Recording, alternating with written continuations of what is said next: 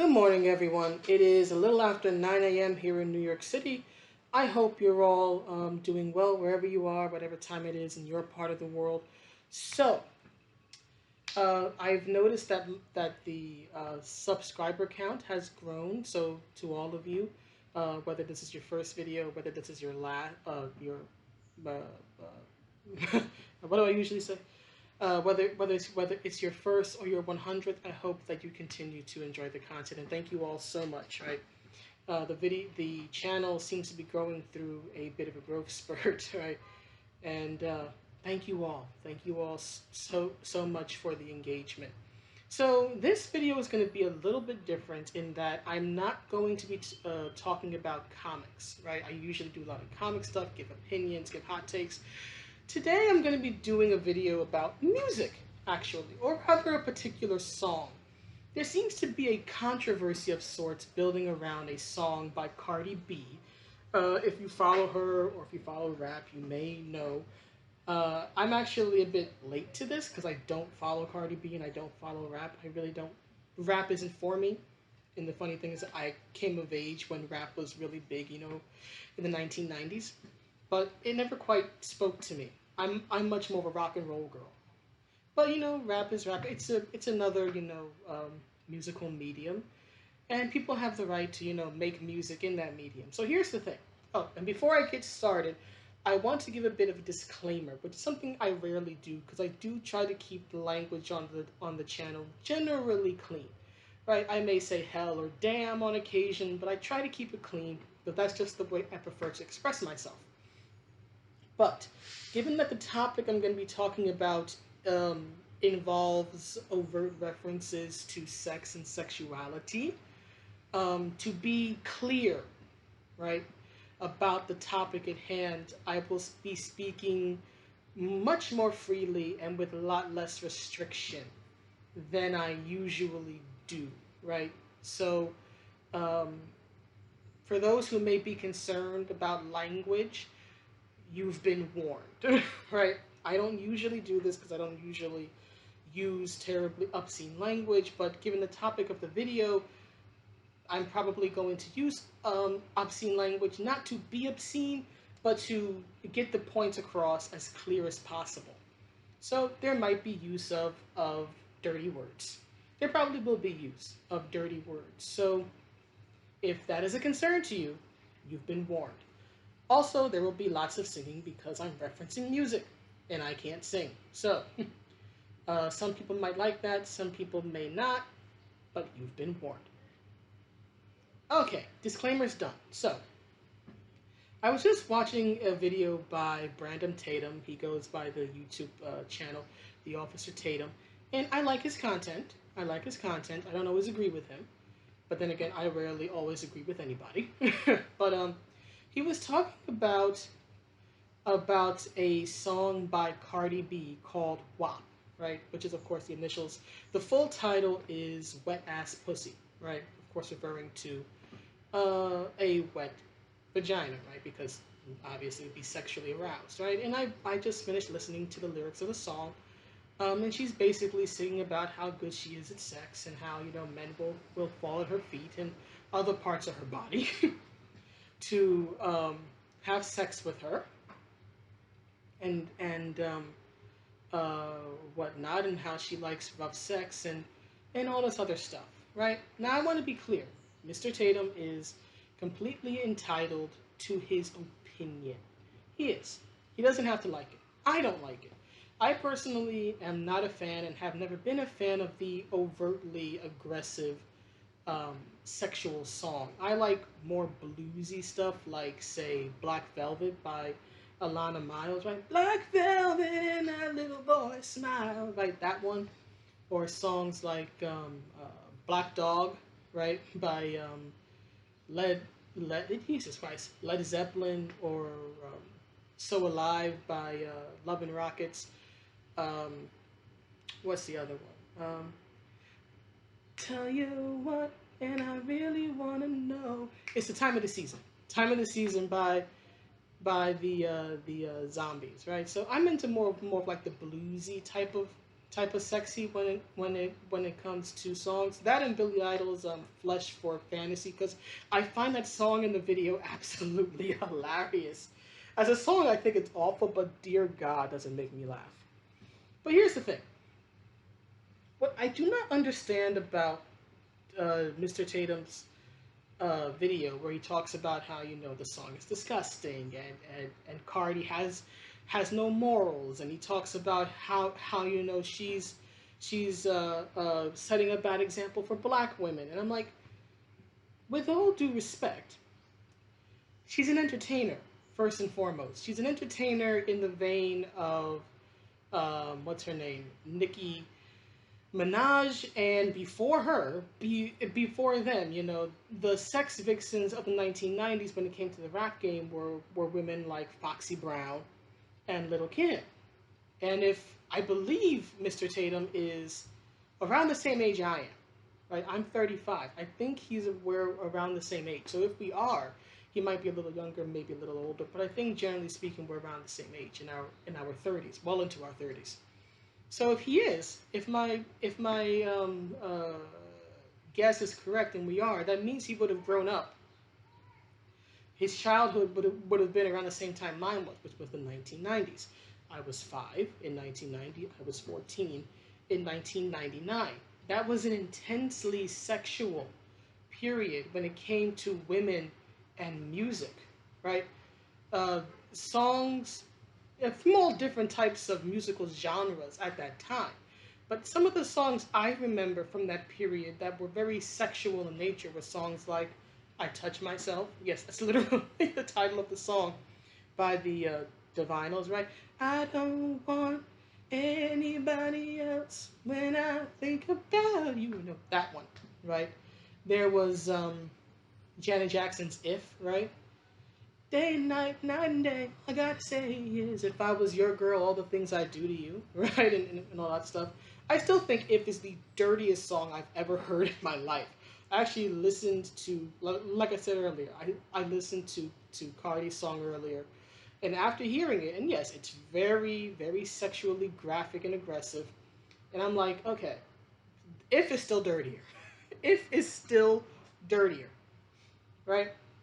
So you had that. You had artists, right, like Little Kim and Foxy Brown. In fact, I think Little Kim's first big album, the very cover of it, had her wearing um, uh, a strap on. It had her wearing a strap on, right?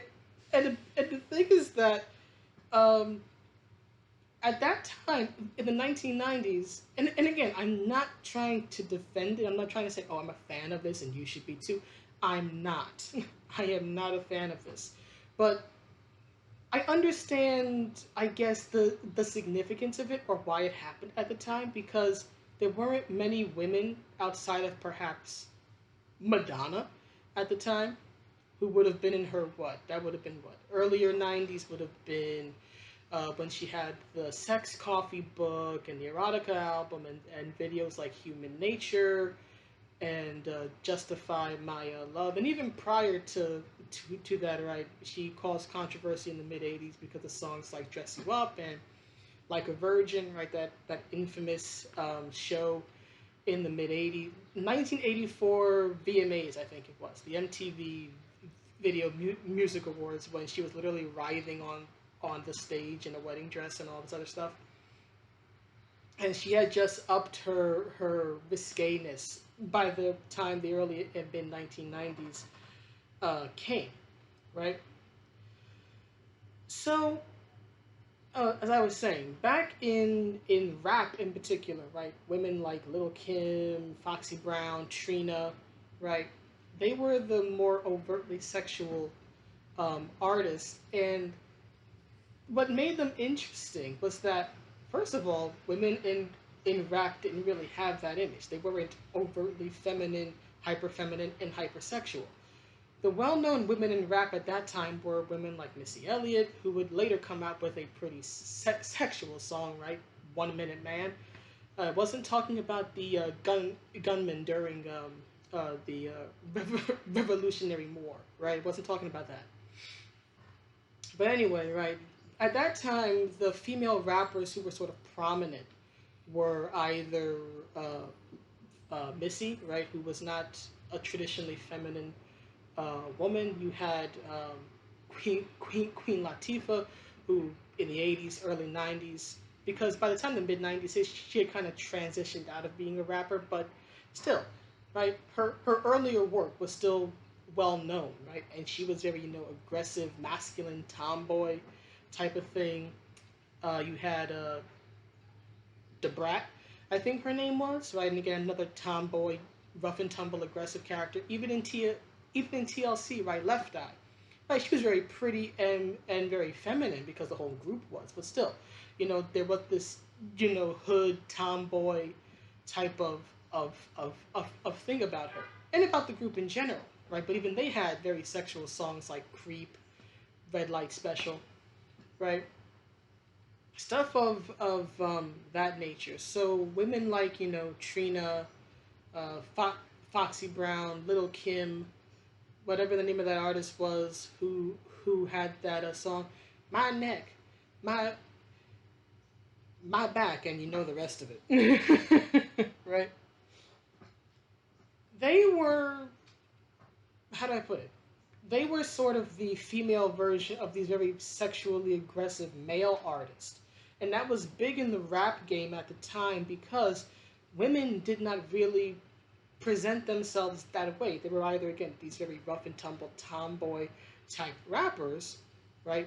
Very aggressive, and they totally eschewed, right, sex appeal, or they were the uber sexy, video vixens, writhing all over the male artists, right? So they were pretty much lust objects. But now you had the lust object, right, making her own music and singing about her own lust and about how much she likes sex or how good she is at sex or whatever.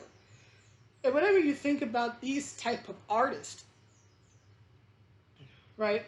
Whenever you think about these type of artists, they have the right, in my opinion, to express their art. You don't have to buy it. You don't have to listen to it. If it's offensive to you, and it is offensive to me, it's a bit too aggressive, a bit too risque, right? Again, don't listen to it.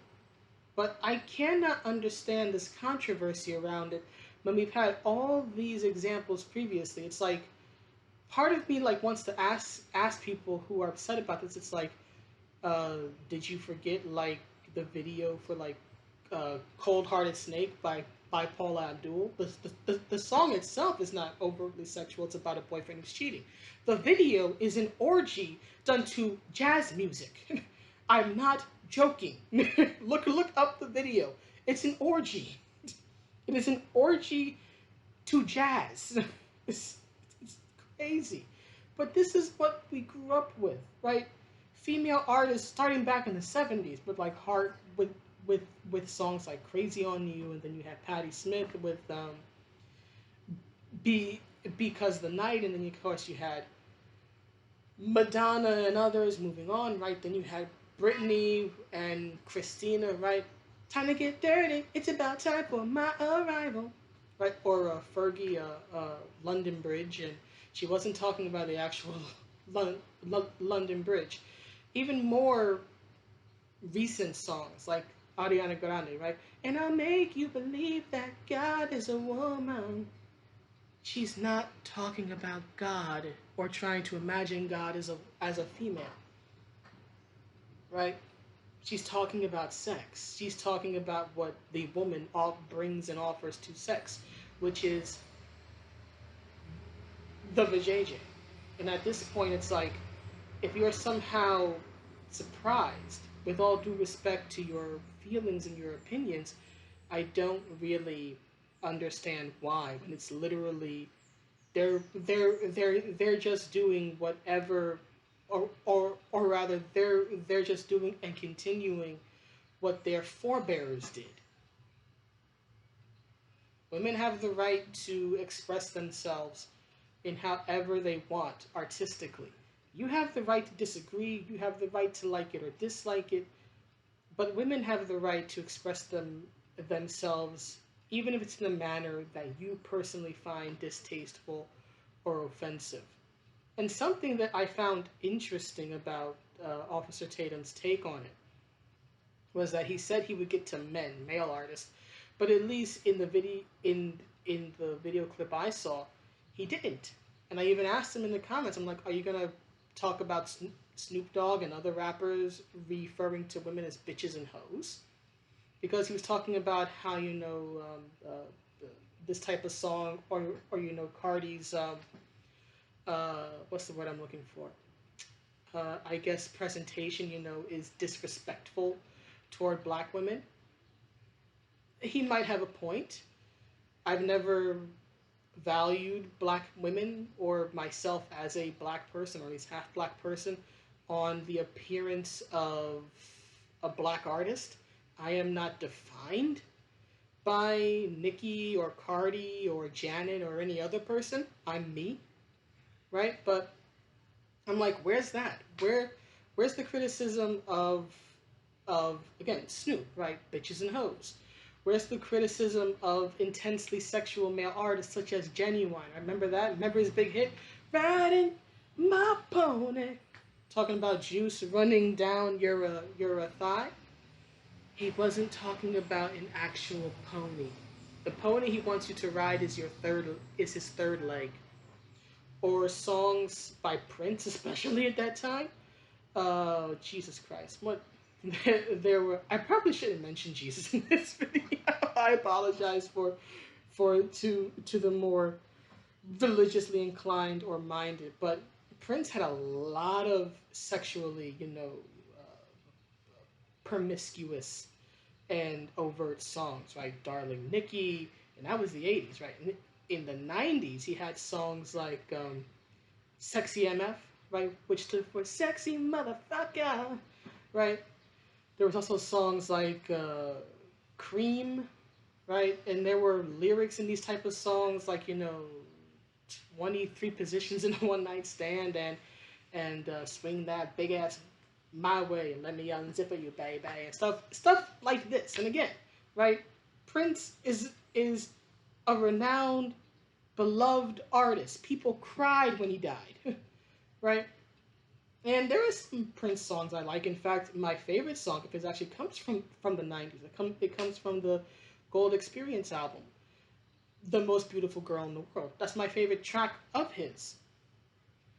But he was uber sexual. I remember as a little kid seeing the, what was it, 1991 VMAs, right, where he wore that yellow costume and his butt was hanging out. Yet, no criticism, at least not now, right, of his overtly sexual and feminine, right? Overtly sexual and feminine persona, I guess you could say, up until he found religion years later in his life. That's when he really toned it down after he became a Jehovah's Witness. So, no criticism of that, right? So you're telling me, this is the way I take it personally. It's like, so you're telling me that Prince can write these and become famous because of these type of songs, having this aggressively feminine, sexual, overt, profane, sexual persona. Ginuwine can do the same thing, and we don't complain, right? I didn't see people trying to get Ginuwine off of TV, right, or complaining about his videos or his songs then or now. The man is still, he's older now, but he's still active and he still sings all of his hits. And if you remember him, you remember that all of his hit songs, right, were about sex. Take, for example, So Anxious, right? Meet me at 11:30. You know I love him when you're talking dirty, right? So it's okay for male artists to be overtly, aggressively sexual, but we suddenly want to cry foul and cry morals, especially to entertainers who, the entertainment business, whatever form of it, it could be acting, singing, whatever, has long been known for its noted lack of morals. So honestly, if you're looking for morals in an immoral place, you're looking in the wrong place.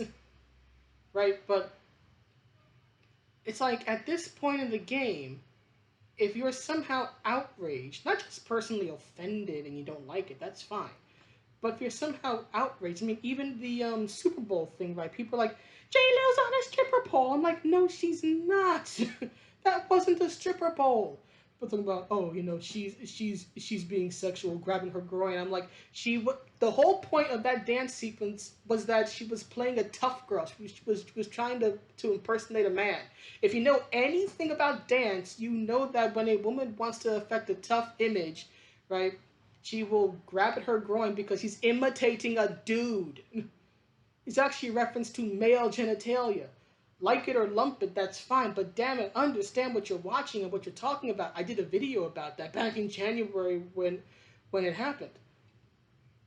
Maybe it's just me, but given all this history, a lot of it that I've personally witnessed and quite literally heard, I don't understand outrage. Why are you expecting morals from a person in an immoral business who you already know has an incredibly sexually aggressive and sexually forward music and persona, right? Why? Why are you expecting morals or restraint out of such a person? I don't get it. Honestly, I don't. Especially, again, if he's around the same age I am. When you grew up in a time, he even admits that he used to listen to rap music. So it's like, so you know. So you've seen the videos. So you've heard the songs. So why are you so upset? And going, oh, it's immoral. You know that. We all know that.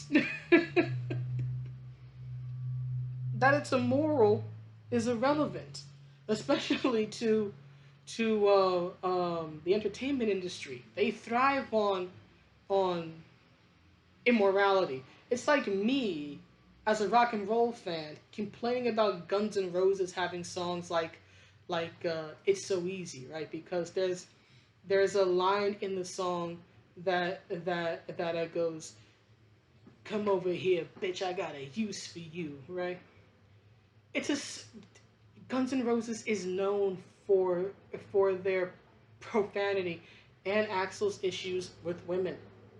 It's like, know what you're getting into, right? Or like even my favorite Guns N' Roses song, right? You Can Be Mine. The chorus of that song goes, and he's singing about a woman because it's about a bad relationship coming to an end, right? The chorus of the song goes, with your bitch slap rapping and your cocaine tongue, you get nothing done. Again, what do you expect? Right? I know, having been a fan of the band and fan of rock music, that yeah, Axl has issues with women. The whole damn band has issues with women. And they can be incredibly profane. So you listen to what you like and you listen to what you don't. If something is a bit too spicy for you, that's perfectly fine. Again, I don't really listen to the uncensored version of You Can Be Mine anymore because of that. Right? I am a Christian. I try to live up to my beliefs. So a lot of my uh, the songs I listen to, the ones that have profanity, I have over the years tried to find clean versions of, or just listen to instrumentals or whatever. But I'm not going to write a song to write a letter to Guns N' Roses going, how dare you write these songs that are insulting to women or refer to women as bitches. Nor am I going to make a video complaining about it. Because it makes no sense. You know who you're dealing with. You know what CARDI is about. Same way I know what Axl is about. It's just kind of pointless to me. But perhaps there's something I don't know about it. Maybe it's just a matter of perspective. Just different opinions. And again, Mr. Tatum has every right to his opinion.